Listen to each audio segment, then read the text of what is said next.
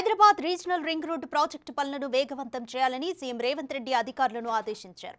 ప్రాజెక్టుకు అవసరమైన భూసేకరణను 3 నెలల్లో పూర్తి చేయాలని సూచించారు.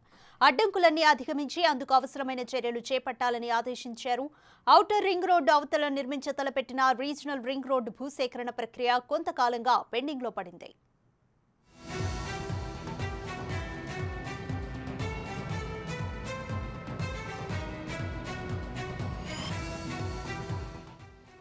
భారత్ మాల పరియోజన ఫేజ్ 1లో రీజనల్ రింగ్ రోడ్డు 158 కిలోమీటర్ల మేరకు తలపెట్టారు.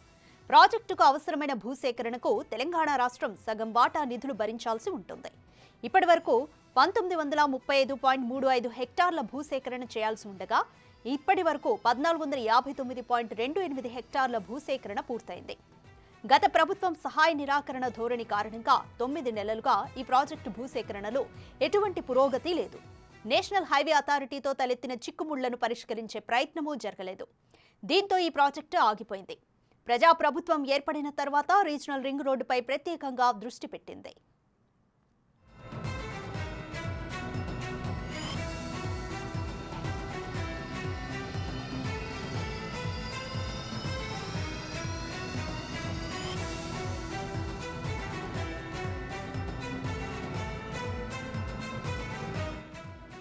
రాష్ట్రంలో పారిశ్రామికాభివృద్ధిని వేగవంతం చేసేందుకు తెలంగాణను 3 క్లస్టర్లుగా విభజించేందుకు ప్రభుత్వం సన్నద్ధమైంది.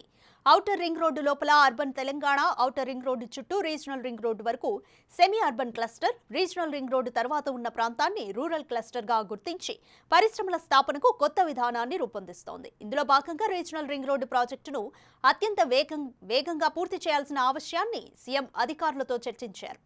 ఈ రహదారి పూర్తయితే రవాణా సదుపాయాలతో సెమీ అర్బన్ జోన్లో కొత్త పరిశ్రమలు రావడంతో పాటు అభివృద్ధి వేగం పుంజుకుంటుందని అన్నారు.